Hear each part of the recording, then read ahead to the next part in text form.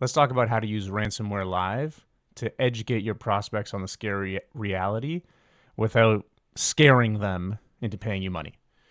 It's a common topic not to use fear, uncertainty, and doubt to force prospects to pay you money. That doesn't work, namely because you're trying to start a 10-year relationship with them, and scaring them into signing the contract is not how you start that relationship on the right foot. However, it's our responsibility, our duty, to try and educate small business owners on the threats that they're facing and the risks that impact their business. And Ransomware Live is a great tool to use to educate them on the scary reality. So the link's going to be in the description.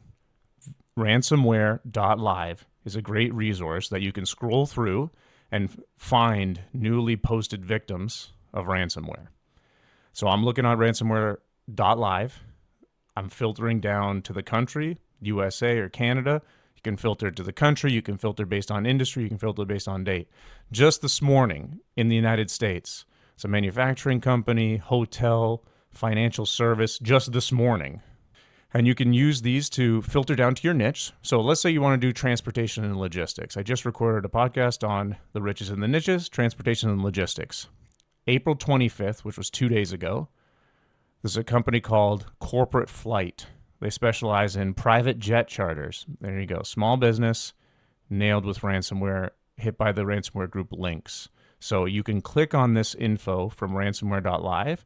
It shows approximate the ransom payment if the ransomware gang has made that available. Talks about industry, talks a little bit about the company. They're from Waterford, Michigan. They fly out of Oakland County Airport. All right, so if you're talking to transportation and logistics companies, here's a great way to show them that companies in their industry, other small businesses, are being impacted by cybercrime.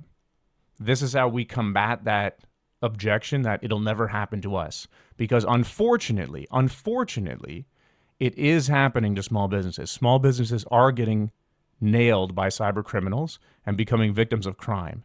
And it's our duty to reach out to those small businesses to help them. That's why you're an MSP. That's why you're in the business, is to help them. But if they don't think it's going to happen to them, they're not going to be motivated to be proactive. So you can use ransomware.live in your newsletters, in your blog posts, in your cold emails, not to rattle their cages and scare them, but to educate them on the scary reality. For other transportation and logistics companies in Michigan, they probably know Corporate Flight because it's a small community. All communities are small, realistically, so they probably know of them. This is a way that you can show comparables, your prospects in the transportation, logistics, or any other industry. It's happening to other small businesses that they know. These are your ways to be proactive. That's how you want to follow up. Don't try and scare them into signing on the dotted line, because that's not how you want to start a 10-year relationship, but show them the scary reality, educate them, give them quick tips on how they can shore up their low-hanging fruit. Use the cyber score to talk about low-hanging fruit, little security risks that you can help them for free improve, and then get the conversation flowing like that. So I'm going to put the link in this description of the video, ransomware.live. Use it in your newsletter, use it in your LinkedIn messaging, use it in your blog posts.